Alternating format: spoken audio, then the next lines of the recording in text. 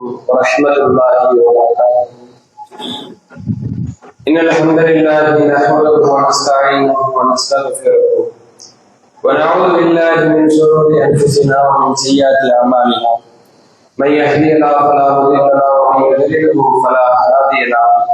أشهد أن لا إله إلا الله وأشهد أن محمدا عبده ورسوله. إن أصدق الحديث كتاب الله وأحسن الهدي هدي محمد صلى الله عليه وسلم وشر الأمور محدثاتها وكل محدثة بدعة وكل بدعة ضلالة وكل ضلالة في النار. لقد قال الله تعالى في القرآن المجيد: يا أيها الذين آمنوا اتقوا الله وقولوا قولا سديدا يصلح لكم أعمالكم ويغفر لكم ذنوبكم ومن يطع الله ورسوله فقد فاز فوزا عظيما. رب اشرح لي صدري ويسر لي امري واحلل عقدة من لساني يفقهوا قولي. ربي زدني علما. மாண்பும் மகத்துவமிக்க அல்லாஹ்வுடைய பேரருளும் பெருங்கருணை திரு தூதுவர் முஹம்மது நபி ஸல்லல்லாஹு அலைஹி வஸல்லம் அன்னவர்கள் மீதும் அன்னவர்களை பின்பற்றி வாழ்ந்த சஹாபாக்கள் மீதும் சஹாபிய பெண்கள் மீதும் தாபீன்கள் மீதும் தபா தாபீன்கள் மீதும் இங்கு ஜும்மா என்கிற கடமையை நிறைவேற்றுவதற்கும் அதன் நன்மைகளை பெறுவதற்கும் ஒன்று கொண்டிருக்கக்கூடிய நம்மவர்கள் மீதும் அல்லாஹ்வுடைய அன்பும் அருளும் கருணையும் உண்டாகுவதாக என்ற பிரார்த்தனையோடு எனது இந்த உரையை ஆரம்பம் செய்கின்றேன். அன்பார்ந்த சகோதரர்களே, சகோதரி, இங்க இருக்கக்கூடிய ஒவ்வொருவரும் இந்த உலகத்தில் மனிதனாக வாழக்கூடிய எல்லோரும் நிச்சயமாக ஒரு இலக்கை வைத்து பயணிக்கிறார்கள். அது சிறியவராக இருக்கட்டும், பெரியவராக இருக்கட்டும், எல்லோருக்கும் ஒரு இலக்கு உண்டு, ஒரு ஆசை உண்டு. அந்த ஆசையை அடைய வேண்டும், அந்த இலக்கை அடைய வேண்டும். நாம் எந்த இலக்கை தேர்வு செய்திருக்கிறோமோ, எந்த இலக்கில் பயணிக்கிறோமோ அதில் நாம் வெற்றி பெற வேண்டும், நமக்கு வெற்றி கிடைக்க வேண்டும் என்று நாம எல்லோரும் ஆசைப்படுகிறோம். அப்படி அந்த வெற்றிக்கு பின்னால் என்ன இருக்குது? இங்க இருக்கக்கூடிய எல்லோருமே வியாபாரமாக இருக்கட்டும், கல்வியாக இருக்கட்டும், எதுவாக இருக்கட்டும், எல்லோரும் ஆசைப்படக்கூடியது அந்த வெற்றி. தொழிலாக இருக்கட்டும், தொழில வெற்றி கிடைக்கணும். படிக்கக்கூடிய மாணவராக இருந்தால் அந்த படிப்பில் வெற்றி கிடைக்கணும். அப்போ எல்லோரும் வெற்றியை நோக்கி செல்கிறோமே, அந்த வெற்றிக்கு பின்னால் என்ன இருக்குது? யோசிச்சு பாருங்க. அந்த வெற்றிக்கு பின்னால் நமக்கு வெற்றி கிடைத்தால் அந்த வெற்றி என்கிற திரைக்கு பின்னால் இருப்பதுதான் மகிழ்ச்சி. அப்ப நம்ம உண்மையா எதை தேடி அலைகிறோம்? அந்த மகிழ்ச்சியை தேடி ஓடும்.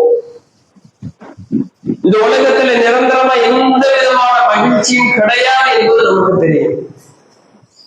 ஒரு மூமினாக இந்த உலகத்துல வாழ்ந்தோம்னா, இந்த உலகத்தில் ஒரு இஸ்லாமியனாக, அல்லாஹ்வுக்கு கட்டுப்பட்டவனாக இந்த மார்க்கத்தை தூய வடிவில் நாம் பின்பற்றினால் ஏராளமான சோதனைகள் வரும், மகிழ்ச்சிகளை விட கஷ்டங்கள் அதிகமாக இருக்கும் என்பதை நாம் அறிந்திருக்கோம். இப்ப நாம் என்ன ஆசைப்படுறோம்? எப்படி இந்த உலகத்தில் நிரந்தரமான மகிழ்ச்சி கிடைச்சிடாது, இருந்தாலும் ஏதோ அந்த வெற்றியின் மூலமாக சில மகிழ்ச்சிகள் கிடைக்கிற, அந்த வெற்றியை அடைவதன் மூலமாக சில மகிழ்ச்சிகள் கிடைக்குமே என்பதனால் அந்த மகிழ்ச்சியை நன்றி சொல்லும். ஆனா யோசிச்சு பாருங்களேன், இந்த உலகத்தையே நாம் வெற்றி கொண்டாலும் கூட அந்த மகிழ்ச்சி எவ்வளவு நாள் இருக்கும்? நமக்கு பிடித்த ஒரு வேலை, நாம பல நாள் ஆசைப்படக்கூடிய ஒரு வேலை, அது ஐடி வேலையா இருக்கட்டும், டாக்டர் வேலையா இருக்கட்டும், இன்ஜினியர் வேலையாக இருக்கட்டும், சின்ன வயசுல இருந்து ஆசை இருக்கும், இந்த படிப்பு படிக்கணும், இந்த வேலை கிடைக்கணும், அப்படி ஆசை ஆசைப்பட்ட பலர் அதை அடைந்திருக்கிறார்கள். தான் ஆசைப்பட்டதை நோக்கி சென்று அந்த வெற்றியை அடைந்திருக்கிறார்கள். ஆனால் எத்தனை நாளைக்கு மகிழ்ச்சி இருந்தது சொல்லுங்களேன். எவ்வளவு பெரிய வேலையாக இருந்தாலும் கூட, எவ்வளவு சிறந்த வேலையாக இருந்தாலும் கூட, எவ்வளவு இலகுவான வேலையாக இருந்தாலும் கூட, அதுல கிடைக்கக்கூடிய மகிழ்ச்சி என்பது நிரந்தரமாக இருந்து விடாது. ஒரு சில சமயங்கள்ல யோசனை வரும், ஏன்டா இந்த வேலையை பார்க்கிறோம், இந்த வேலைக்கான ஆசைப்பட்டோம், இப்படி கொடுமையா இருக்க அப்படின்னு யோசிக்கக்கூடிய சமயங்கள் நிச்சயமாக வரும். இப்படிதான் நம்முடைய வாழ்க்கை ஏற்றத்தாழ்வோடு செல்கிறது. அப்ப இந்த உலகத்துல நாம எதை தேடி அலைகிறோமோ அந்த மகிழ்ச்சி நிரந்தரம் கிடையாது. ஆனால் ஒரு இடத்தில் நாம ஆசைப்படக்கூடிய எதை தேடி இந்த உலகத்தில் நாம் அடைகிறோமோ அந்த மகிழ்ச்சி நிரந்தரமா கிடைக்கும். அது எப்படிப்பட்ட மகிழ்ச்சி தெரியுமா? நாம் இன்று வேலை பார்த்து உழைத்து சம்பாதித்து பல கஷ்டங்களை தாங்கிக் கொண்டு அந்த மகிழ்ச்சி அடைகிறோமே, அந்த மாதிரி கிடையாது. அந்த இடத்துக்கு சென்று விட்டால் எந்த விதமான உழைப்பும் தேவையில்லை. உழைத்தால்தான் உணவு உண்டு என்கிற கட்டாயம் கிடையாது. குடும்பத்துக்காக உழைக்க வேண்டும் என்கிற கடமை கிடையாது. எந்த பொறுப்புகளும் கிடையாது. பிள்ளைகளை ஸ்கூலுக்கு சேர்க்கணும், பிள்ளைகளுடைய செலவுகளை பார்க்கணும், வீட்டு செலவை பார்க்கணும், இப்படி எந்த விதமான கஷ்டங்கள் இல்லாம, எந்த விதமான சிக்கல்கள் இல்லாம துன்பம் வராது, கஷ்டம் வராது, அந்த மகிழ்ச்சியை கெடுக்கிற விதமான எதுவுமே வராது. அப்படிப்பட்ட ஒரு இடம் தான் சுவனம். அந்த சுவனத்துல எல்லா இடங்களிலும் மகிழ்ச்சி மட்டும்தான். எதை பார்த்தாலும் மகிழ்ச்சி கிடைக்கும், எங்க போனாலும் மகிழ்ச்சி கிடைக்கும், எல்லா நேரங்களிலும் மகிழ்ச்சி கிடைக்கும். எல்லா நாட்களில் எல்லா நேரங்களில் ஒவ்வொரு நொடியும் மகிழ்ச்சி மட்டும்தான். இப்படி மகிழ்ச்சியால் சந்தோஷங்களால் இன்பங்களால் நிறைந்திருக்கக்கூடியதுதான் அந்த சுவனம். இருந்தாலும் கூட எல்லா இடங்களிலும் மகிழ்ச்சி இருந்தாலும் கூட அந்த சுவனத்துல ஒரு மிகப்பெரிய மகிழ்ச்சி இருக்கு. அந்த மகிழ்ச்சி சுவனவாசிகளுக்கு கிடைத்துவிட்டால் சுவனமே வேண்டாம், சுவனத்தினுள்ள எதுவுமே வேண்டாம், அந்த ஒரே ஒரு மகிழ்ச்சி போதும் என்கிற அளவுக்கு அந்த சுவனவாசிகளுடைய மனநிலை இருக்குமா. அந்த மாதிரியான மகிழ்ச்சி என்ன தெரியுமா? அது என்ன மகிழ்ச்சி தெரியுமா? ருஹியத்துல்லாஹ், நம்மை படைத்து நம்மை பரிபாலிக்கக்கூடிய நம்முடைய இறைவனை, நம்முடைய இரட்சகனை நம்முடைய கண்களால் நேரடியாக பார்க்க, நம்மை படைத்த இறைவனை நாம் பார்க்கக்கூடிய அந்த நிகழ்வுதான் இருப்பதிலேயே மிகப்பெரிய மகிழ்ச்சி, ஆகப்பெரிய மகிழ்ச்சி. அந்த மகிழ்ச்சியை பற்றிதான் சஹாபாக்கள் அல்லாஹ்வுடைய தூதரிடத்திலே கேட்கிறார்கள், யா ரசூலல்லாஹ், அல்லாஹ்வின் தூதுவரே, ஹல் துலாருன ஃபீ ஹல் நரா ரப்பக்கும் யௌமல் கியாமா, அல்லாஹ்வுடைய தூதரே, எங்கள் இரட்சகனை, எங்கள் இறைவனை நாளை மறுமை நாளில் எங்களால் பார்க்க முடியுமா அப்படின்னு சஹாபாக்கள் அல்லாஹ்வுடைய தூதருக்கு கேள்வி கேட்கிறார்கள். உடனே அல்லாஹ்வுடைய தூதரவர்கள் நேரடியாக பதில சொல்லணும். 2 கேள்விகளை கேட்டுட்டு பதிலை சொல்கிறார். அந்த கேள்வி என்ன தெரியுமா? அல்லாஹ்வுடைய தூதரவர்கள் சஹாபாக்களிடத்திலே கேட்கிறார்கள், ஹல் துலாருன ஃபீ ருஹ்யத்தில் கமரி லைலத்தில் பத்ர், முழுமையா தெரியக்கூடிய அந்த சந்திரனை, பௌர்ணமி இரவுல அந்த தெரியக்கூடிய அந்த சந்திரனை பார்க்கிறதுக்கு நீங்க சிரமப்படுவீங்களா அப்படின்னு கேட்கும்போது சஹாபாக்கள் சொல்கிறார்கள், லா யா ரசூலல்லாஹ், சிரமப்படணும். அடுத்ததாக அல்லாஹ்வுடைய தூதர் கேட்கிறார்கள், ஹல் துராதுன ஃபீ ருஹ்யத்தில் ஷம்ஸி லைஸ தூனஹா ஷஹா, மேகமே இல்லாத வானத்துல அந்த சூரியனை பார்க்கறதுக்கு சிரமப்படுவீங்களா? உடனே சஹாபாக்கள் சொல்கிறார்கள், நான் யார் சொல்லலாம், சிரமப்பட மாட்டாங்க.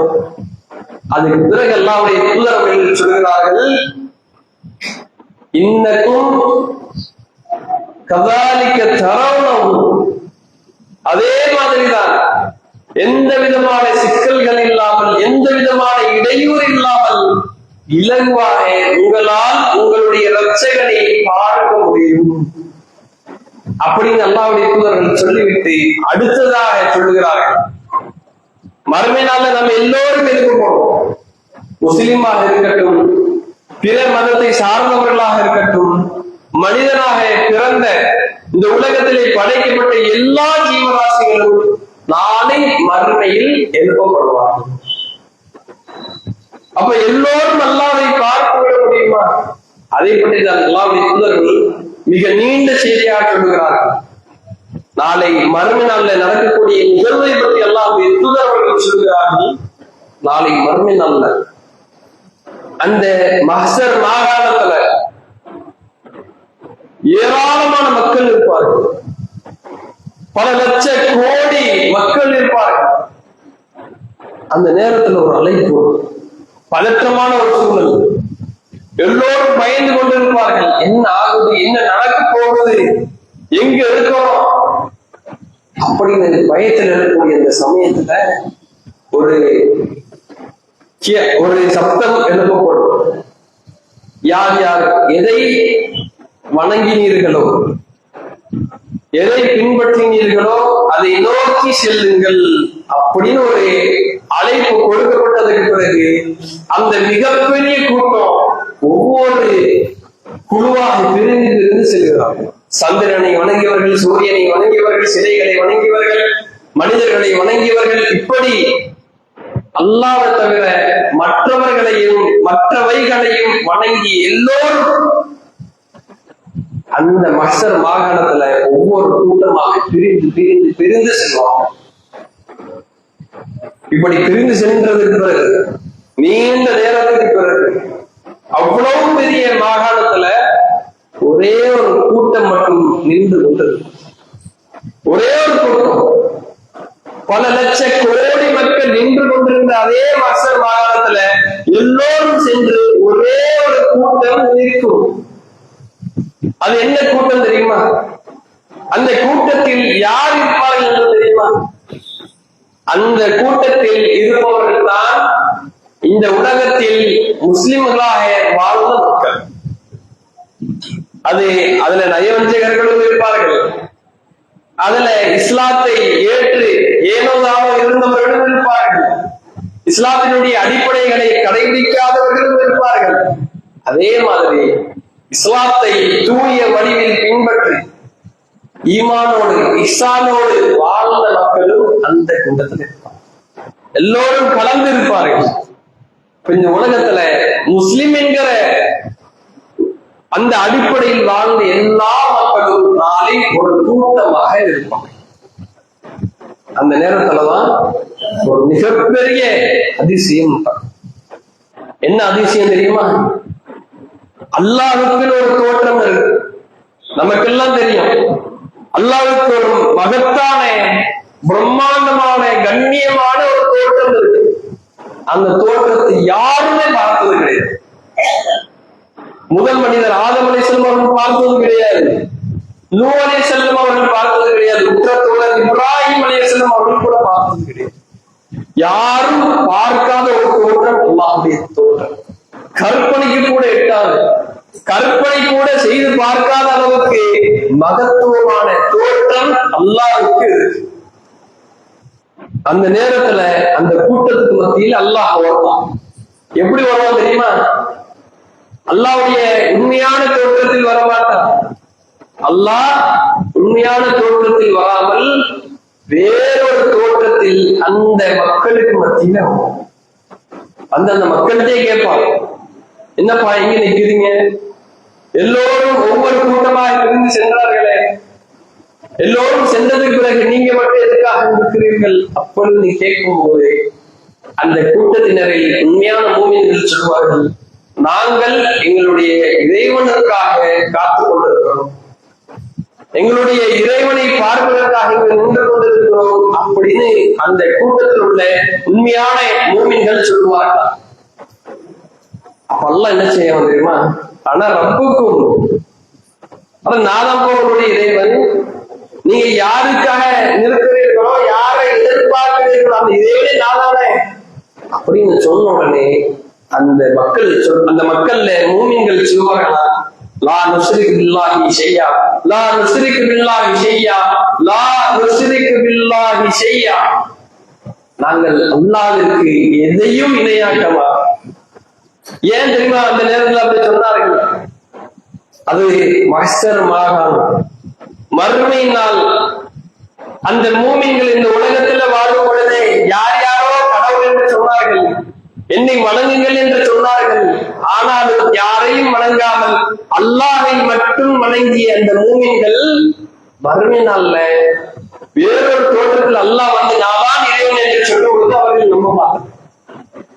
அவர்கள் சொல்லுவார்களா, எங்களுடைய இறைவனுடைய பாதம் இருக்கிற அந்த பாதத்தை நாங்கள் பார்த்தாலே போறோம், அவன்தான் எங்கள் இறைவன் என்பதை நாங்கள் கண்டு கொள்வோம் அப்படின்னு சொன்னார்.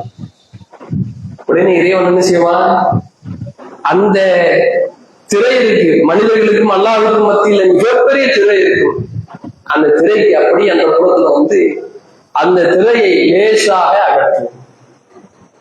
அகற்றியுடனே அல்லாஹ்வுடைய பாதம், அல்லாஹ்வுடைய உண்மையான தோட்டத்தில் உள்ள அந்த பாதம் வெளிப்படும். வெளிப்பட்டவுடன் அதை பார்த்த எல்லோரும், உண்மையான முஸ்லிம், போலியான முஸ்லிம், நயவஞ்சகர்கள் எல்லோரும் சஜ்தா செய்வதற்கு செல்வார்கள், பணிவதற்கு செல்வார்கள். ஆனால் எல்லோரும் அந்த நேரத்தில் பணிய முடியாது. சிலருடைய முதுகுகள் அப்படியே உரைத்து வைக்கப்படும். எவ்வளவோ முயற்சி செய்வார்கள், எவ்வளவோ முயல்வார்கள் சஜ்தா செய்வதற்கு, ஆனால் அவர்களால் சஜ்தா செய்யவே முடியாது. அதுக்கான காரணம் என்ன தெரியுமா? ஏனென்றால் இந்த உலகத்தில் அவர்கள் அல்லாஹ்வுக்காக சஜ்தா செய்யல.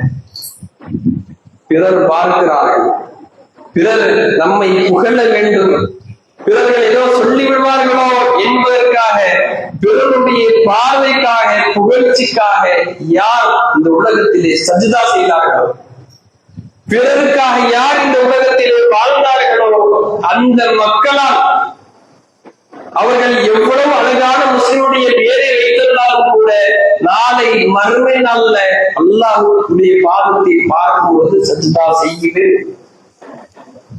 ஆனால் சில மக்கள் அல்லாஹ்வுக்காக வாழ்ந்திருப்பார்கள் தெரியுமா?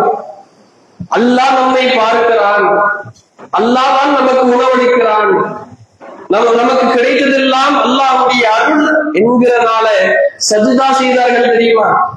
அல்லாஹ்வை வணங்கினார்கள் தெரியுமா? அந்த மக்களால் மட்டும்தான் நாளை மறுமை நாளில் அல்லாஹ்வுடைய பாதத்தை பார்த்து சஜ்தா செய்ய முடியும். அந்த கூட்டத்தில் அல்லாஹ் நம்மையும் ஆக்கி வைப்பதற்கு ஆம்பியுவார். இதற்கு பிறகு அந்த கூட்டத்தில் உள்ள எல்லோரையுமே பல விசாரணைகள் முடிந்ததற்கு பிறகு, பல கேள்வி கணக்குகள் முடிந்ததற்கு பிறகு இறுதியா அல்லாஹ் என்ன செய்வான் தெரியுமா? ஒரு இடத்துல நிப்பாட்டி இருப்பான். அந்த கூட்டத்துக்கு முன்பாக ஒரு பாலம் அமைக்கப்படும். சிராத் என்று சொல்லப்படக்கூடிய ஒரு பாலம். அந்த பாலம் தான் மறுமை நாள்ல இருக்கக்கூடிய விசாரணை, இறுதியான விசாரணை, இறுதியான தேர்வு. அந்த பாலத்தை கடந்து விட்டால், அந்த தேர்ச்சியில் மட்டும் நமக்கு வெற்றி கிடைத்து விட்டால், நாம் ஆசைப்படக்கூடிய அந்த சூனத்திற்கு நாம் சென்று விடும். இறுதியா இருக்கக்கூடிய அந்த பாலம், அந்த பாலத்தை மட்டும் நாம் கடந்து விட்டால் நம்முடைய அடுத்த வாழ்க்கை சோழ வாழ்க்கை. ஆனால் இங்கதான் மிஸ்டேக். அந்த பாலத்துக்கு கீழாக ஆறுகளோ நதிகளோ ஓடாது. அந்த பாலத்துக்கு கீழாக தண்ணீர் இருக்காது, மாறாக அந்த சிராத் என்று சொல்லப்படக்கூடிய பாலத்திற்கு கீழாக கொதிக்கக்கூடிய மனிதர்களை கற்கக்கூடிய நரக நெருப்புகள் இருக்கும். அது மட்டுமல்ல, அந்த பாலத்தினுடைய ஓரங்கள்ல ஏராளமான முழுக்கள் இருக்கும், கொக்கிகள் இருக்கும். ஒவ்வொரு மனிதர்களும் கடக்கும் பொழுது அந்த மனிதர்கள் எவ்வளவு பாவங்களை செஞ்சிருக்கிறார்களோ, எவ்வளவு தவறுகளை செஞ்சிருக்கிறார்களோ, அதற்கு ஏற்ப அந்த கொக்கிகள் எல்லாம் அந்த மனிதர்களை பிடித்து அப்படியே தூக்கிய வீசும். ஒவ்வொரு மனிதனும் அந்த பாலத்தை கடக்கிறதுக்கு அவ்வளவு சிரமப்படுவார்கள். யார் யார் எவ்வளவு தவறுகள் செய்திருக்கிறார்களோ அந்த அளவுக்கு வேதனை அதிகமா இருக்கும். இருந்தாலும் கூட மூமின்கள் அந்த பாலத்தை எப்படி கடப்பார்கள் தெரியுமா? இந்த உலகத்துல இஸ்லாத்தோடு அல்லாஹ்வுக்காக வாழ்ந்த அந்த மக்கள் அந்த பாலத்தை கடப்பதை பற்றி எல்லாருடைய தூதர்கள் சொல்லுகிறார்கள். எப்படி அந்த பாலத்தை சிரமங்கள் கஷ்டங்களில் நிறைந்திருக்கக்கூடிய பாலத்திற்கு கூட மூமின்கள் கண் சிமிட்டக்கூடிய நேரத்தில் காற்றினுடைய வேகத்தில் செல்வார்கள்.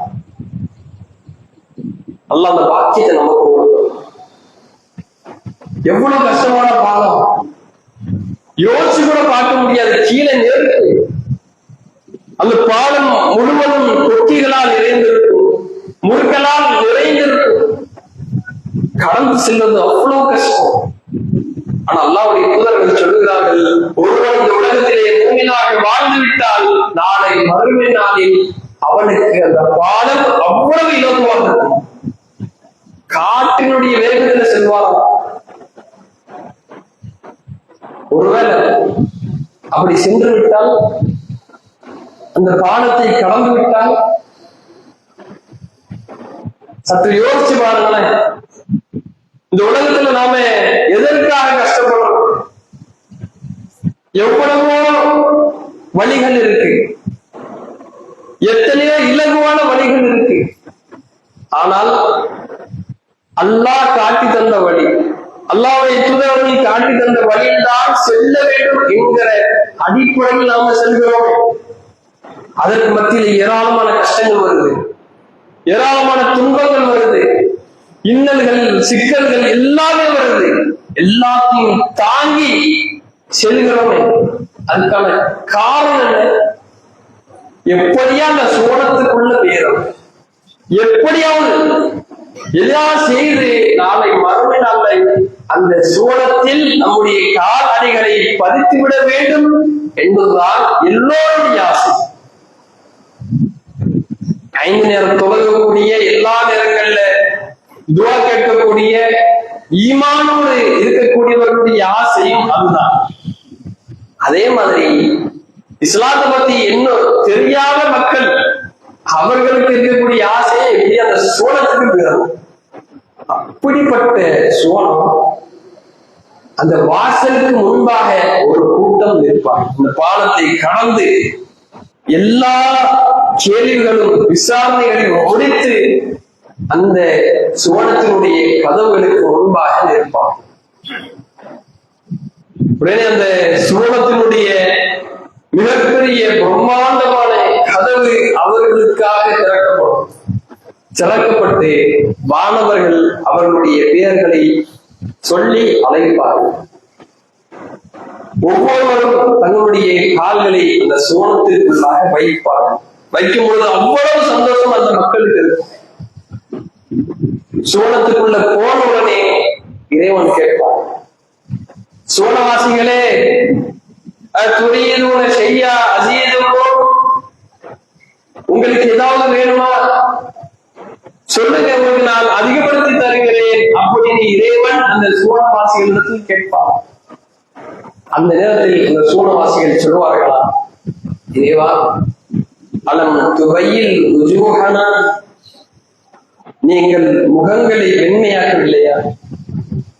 எங்களோடு அந்த மஹ்ஷர் மாகாணத்தில் எத்தனையோ கோடி மக்கள் நின்று கொண்டிருந்தார்கள், ஆனால் எங்களுடைய முகங்களை நீ வெண்மையாக்கலையா? அலம் துத்ஹில்னல் ஜன்னா, இறைவா எங்களை நீ சுவனத்திற்குள்ளாக நுழைத்து வைக்கவில்லையா? அலம் துனஜ்ஜினா மினன் நார், இறைவா எங்களை நரக நெருப்பிலிருந்து நீ காப்பாற்றவில்லையா? போதும் இறைவா. எத்தனையோ கோடி மக்கள் நின்றார்கள், நரகத்திற்கு தள்ளப்பட்டார்கள், ஆனால் எங்களை நீ காப்பாற்றினாய்.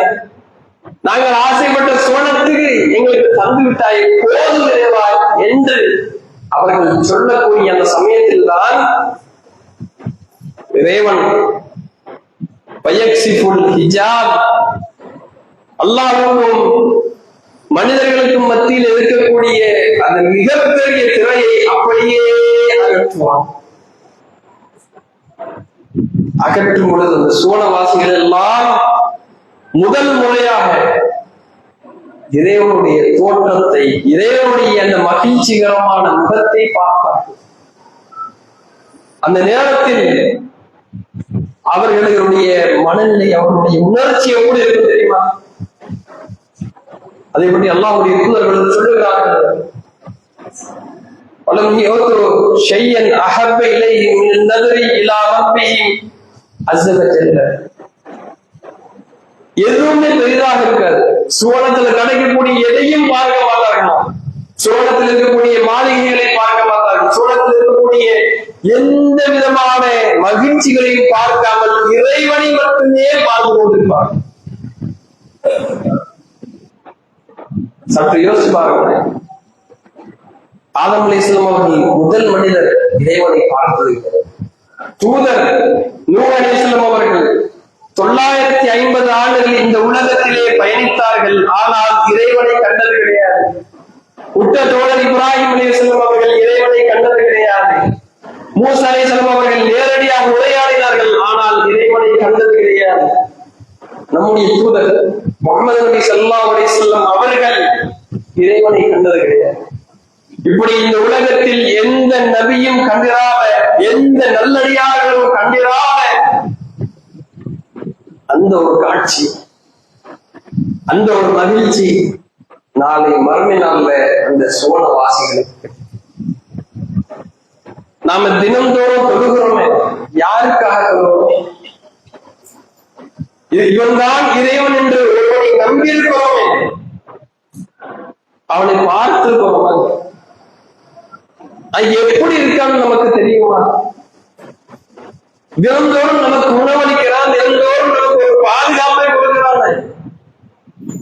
ஏராளமான இடங்கள்ல, எத்தனையோ இடங்கள்ல போர் நடக்குது, எத்தனையோ இடங்கள்ல இயற்கை பேரிடர் நடக்கு, எத்தனையோ மக்கள் இறந்து கொண்டிருக்கிறார்கள். ஆனால் இன்று நாம் பாதுகாப்பாக இருக்கிறோம். அந்த பாதுகாப்பை தந்தவனை நாம் பார்த்திருக்கிறோம். அந்த இறைவனை யாருக்காக இந்த உலகத்தில் நாம் யாருக்காக தொழுகிறோமோ, யாருக்காக நோன்பு இருக்கிறோமோ, யாருக்கும் பணியாத நம்முடைய தலை யாருக்காக பணிகிறதோ அந்த இறைவனை பார்க்கக்கூடிய அந்த மகிழ்ச்சி இருக்குல்ல, அதுதான் ஆகப்பெரிய மகிழ்ச்சி. அந்த மகிழ்ச்சியை நாம் பெறக்கூடியவர்களாக இருக்க வேண்டும். அதற்கு அல்லாஹ் நமக்கு அருள்புரியவானாக என்று கூறி எனது இந்த முதல் முறை நிறைவு செய்கிறேன். வாசல் அல்ஹம்துலில்லாஹி ரப்பில் ஆலமீன். அஸ்ஸலாமு அலைக்கும்.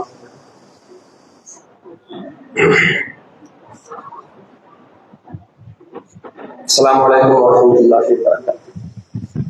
சென்ற உரையில் இறைவனை சந்திக்கும் நிகழ்வு என்பதை பற்றி நாம சில செய்திகளை பார்த்தோம். எப்ப யாரெல்லாம் சந்திப்பார்கள், என்னென்ன நடக்கும் என்பதை பற்றி நாம அறிந்து விட்டோம். அந்த கூட்டம் சுவனத்துல முதலாக நுழைந்து இறைவனை பார்த்த அந்த கூட்டத்தில் நாமும் பங்கு பெற வேண்டும் என்றால், நாமும் மறுமை நாள்ல இறைவனை சுவனத்திலே வைத்து நாம் பார்க்க வேண்டும் என்றால் அதற்கு என்ன செய்ய வேண்டும் என்பதை பற்றி அல்லாஹ் தன்னுடைய திருமறையிலே சொல்லுகிறான். ஃபமன் கான யர்ஜு லிகா ரப்பி, யார் தன்னுடைய இறைவனை சந்திக்க விரும்புகிறார்களோ, தன்னுடைய இறைவனை சந்திக்க வேண்டும், பார்க்க வேண்டும் என்று விரும்பக்கூடியவர்கள் முதல் அடிப்படை, இறைவனை பார்க்க வேண்டும் என்றால் முதல் அடிப்படை நல்ல செயல்களை செய்யணும், நல்ல மனிதராக மாறலாம். நம்மிடத்தில் இருக்கக்கூடிய தீய குணங்கள், தீய பழக்க வழக்கங்கள், தீய பேச்சுக்கள் எல்லாவற்றையும் அகற்றி ஒரு தூய மனிதராக, நல்ல மனிதராக நாம் மாற வேண்டும். இது முதல் அடிப்படை. இரண்டாவது,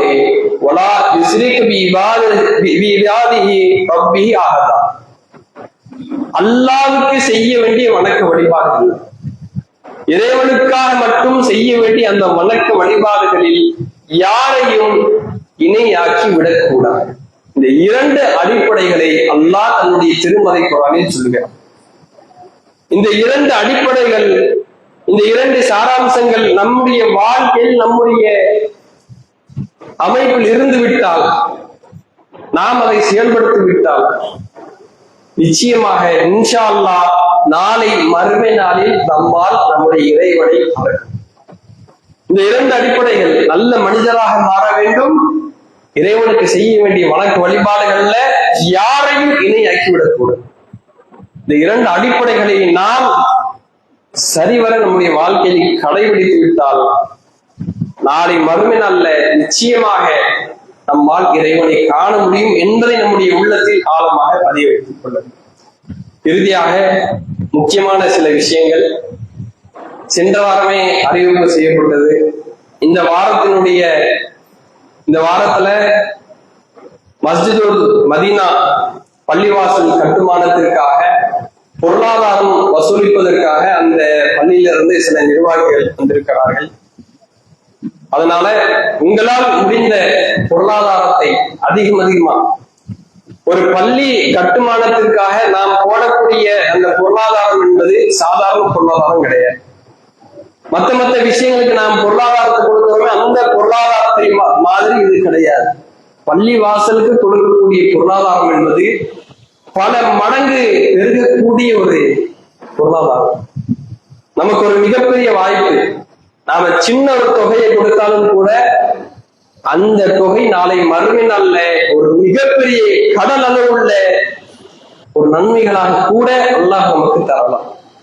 ஏன்னா ஒரு பள்ளிவாசலுடைய கட்டுமானம் என்பது, அந்த பள்ளிவாசல் நம்ம பொருளாதாரம் கொடுக்கிறோம், நம்முடைய பொருளாதாரத்தை வைத்து அந்த பள்ளிவாசல் கட்டுப்பட்டு அதுல தினந்தோறும் 5 வக்து தொழுகை நடத்தப்பட்டு, ஜும்மா நடத்தப்பட்டு, பல லட்ச மக்கள், பல ஆயிரம் மக்கள் அந்த பள்ளியில தொழும் பொழுது அந்த மக்களுக்கு என்ன நன்மை கிடைக்கிறதோ அதுல இருந்து ஒரு பங்கு நமக்கு சேர்ந்து கொண்டே இருக்கும். நம்ம இந்த உலகத்துல வாழ்ந்தாலும் சரி, மரணித்து மண்ணோடு மண்ணாக மக்கி போனாலும் சரி, அந்த நாம கொடுத்துள்ள அந்த பொருளாதாரத்தினுடைய நன்மை கிடைத்து கொண்டே இருக்கு. இந்த உலகம் அழிகிற வரைக்கும், அந்த பள்ளிவாசலில் தொழுகை நடத்தப்படுகிற வரைக்கும் அந்த நன்மைகள் நமக்கு கிடைத்து கொண்டே இருக்கும். அதனால அந்த நிர்வாகிகள் வசூலிக்க வந்திருக்கிறார்கள். உங்களுடைய பொருளாதாரங்களை அதிகமாக கொடுத்து உதவி செய்யுமாறு கேட்டுக் கொள்கிறோம். அஸ்ஸலாமு அலைக்கும் வரஹ்மத்துல்லாஹி வபரகாத்துஹு.